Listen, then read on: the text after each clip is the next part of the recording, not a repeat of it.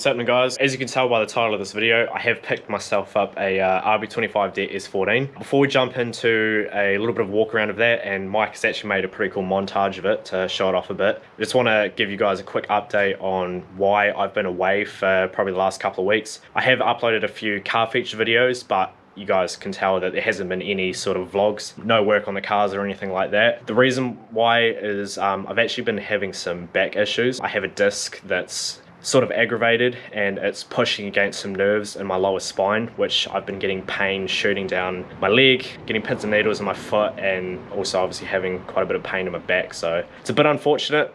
I've been off work for a couple of weeks as well from it, and I just haven't really been able to do too much work on the cars, which sucks because the drift car is pretty close to being done. It's getting better, so hopefully in the next couple of weeks or week, I should be able to start working on the car again. So yeah, I picked up this S14 a couple weeks ago now. It's been sitting in the garage, haven't really done too much with it. So yeah, like I said, Mike's done a pretty cool montage of it, so I'll throw that in now and then do a little bit of walk around of it and tell you guys why I picked this up.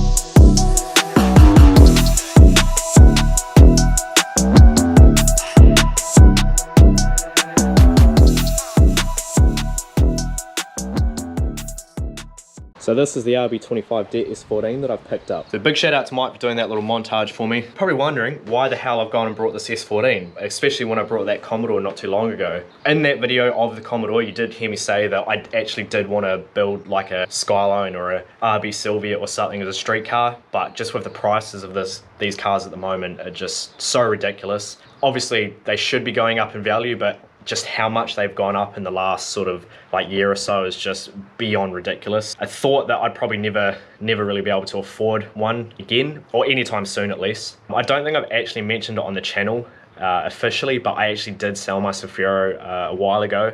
Sold it to fund some stuff for the drift car, so it was a bit sad to see that go, but it had to be done at the time. The reason why I picked this up is because a guy that actually watched a couple of my videos, he reached out to me and said that he had this and he was going to let it go for, by today's market, for a ridiculously cheap price. So what I got this for, I just would have been stupid to pass it up. So yeah, here it is. As you can tell, it's ready for paint. Well, it's been somewhat prepped for paint. So this obviously is a pre-facelift S14. It's had a bit of work done to it. It's pretty straight. So this thing has never been crashed, which is really cool. All the body panels and stuff line up super well, which is awesome. Another cool thing about this is it hasn't been jacked in really stupid places. Like a lot of guys that have cars like this or Skylines or whatever, they always jack them up at just stupid points and they ruin the sills. So the sills on this car are super straight, which is awesome. The rails are also super straight, which is awesome. This thing doesn't look like it's been slammed and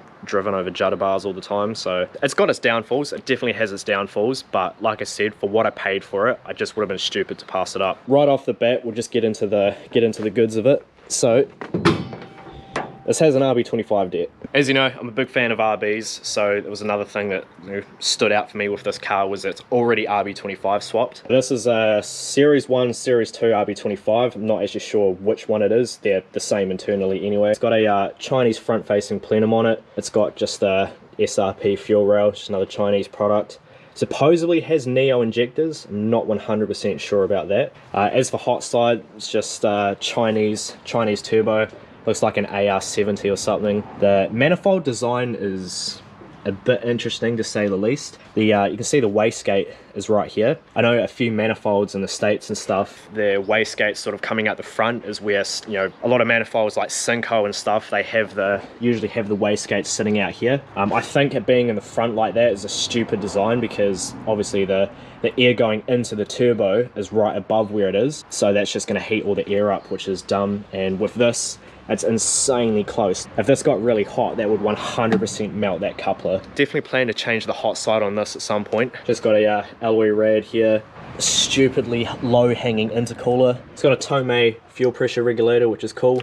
I'll probably actually end up changing all this fuel system. Looks like it's been done somewhat well, but I kind of want to tidy it up. I'd like to run the fuel lines underneath and things like that, and just make it look a little bit tidier. Clean up all the coil packs and stuff. It's got an odd one there, and this one is held in by zip ties. Clean up all this as well. It's got a catch can here. I'd actually probably like to maybe even relocate the fuse box inside the cabin and build a little catch can on that side, and maybe have some braided lines going to it. So this thing's got adjusties in the front, and it's just got standard struts in the rear, I think possibly with lowering springs. It's been 5-stud converted, and it's got S14 turbo brakes in the front. I'm not exactly sure what brakes these are off in the rear, but the rear is also 5-stud, which is cool. It's got an LSD in it, and it's also got subframe locking collars, which I'll probably end up taking those out at some point and put in some new bushings, because this thing doesn't really need locking collars. And I want to build this thing really nice, changing all the bushes and stuff like that, which would be cool. Another thing that's cool is that the guards haven't been super fucked with, which is nice. A lot of people just butcher guards and stuff on these. It's got the handle, it's just not in at the moment. We come into the interior. The interior in it isn't too bad. It's not the greatest either. There's a little crack there.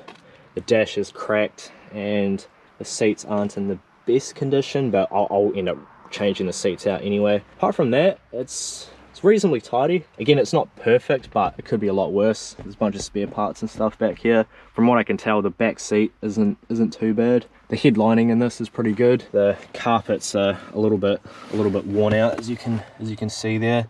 Car's done 184,000 Ks. See, this car has obviously been blue at some point, but this is the original color of the car. It's sort of that like maroon burgundy kind of color. But yeah, like I said, someone's painted it blue at some point and then changed their mind, but didn't go through with it, which is good, because there was 2 colors that I wanted to paint my drift car.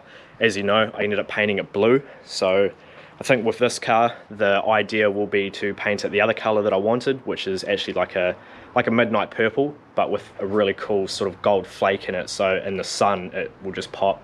The only reason that I brought this was because it popped up for a really good deal, and it just honestly would have been stupid to pass it up. I don't plan on touching this car for probably the next 6 months. I will say that, because I do have the Commodore, which I want to build, but the plans with the Commodore will probably slightly change a bit, because the idea behind building that was to build it into a cool street car, because these cars were just getting too pricey. But since I've got this, I do want to turn this into a street car. So with the Holden, I'll probably end up doing just more of like a burnout drag sort of car. And I do still have that really cool motor swap in mind, so that will be the next car that I start working on after the track car is finished. And then once that's done, then we'll probably look at starting to do this S14. Also, because I now have 2 pre-facelift S14s, I don't exactly want 2 pre-facelift S14s, so I don't know, you guys let me know in the comments what you think I should do. But do we facelift convert this? Do we leave this pre-facelift and facelift convert the drift car? Not too sure yet, but you guys let me know in the comments. I do want to get a nice kit for it. I want to get some real cool wheels for this. I'd love to get some 3 pieces. We'll just have to see what the budget allows for at the time, but either way, I do really want to put some genuine wheels on this thing. G'day, mate. Oh, would you look at that? Couldn't help but notice you're missing something. Oh, fuck. Get you a flatmate that brings you the goldness. Oh, that sounded fucking cringy. I won't put that in.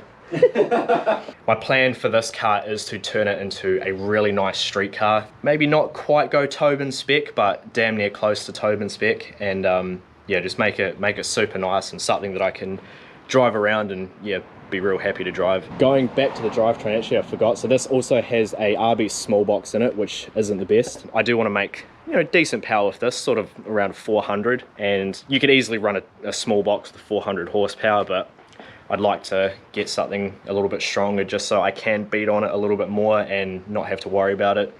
The clutch in this is super gnarly too. It's supposedly a 6-puck, but it's super on-off. Also, if I do keep the small box for a while, I'd like a sort of a weaker clutch so I don't end up blowing that box. I'd much rather have to replace a clutch sooner than be blowing a gearbox. Clutch is a lot cheaper to replace than another gearbox, especially with the way prices and stuff are going these days. That'll probably wrap it for this one, guys. Cheers for watching. Again, sorry that the vlogs and stuff haven't been, you know, super up to date recently, but I hope you guys can understand that there is a legit reason behind it. I have been getting a bit down on myself that I haven't been able to do too much, and I haven't really been replying to comments and stuff, so I'm sorry for that, but I hope you guys can understand. But videos will resume soon. It is definitely on the mend. But yeah, anyway, cheers for watching, guys, and yeah, catch you in the next one.